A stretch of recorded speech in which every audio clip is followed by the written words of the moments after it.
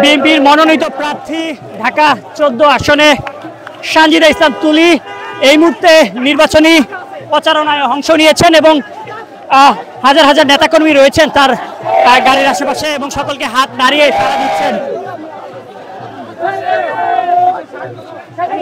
মায়ের ডাক সংগঠনের সমন্বয়ক সানজিদা ইসলাম তুলি তিনি এবার ঢাকা 14 আসন থেকে নির্বাচন করছেন বিএনপির হয়ে এবং ইতিমধ্যে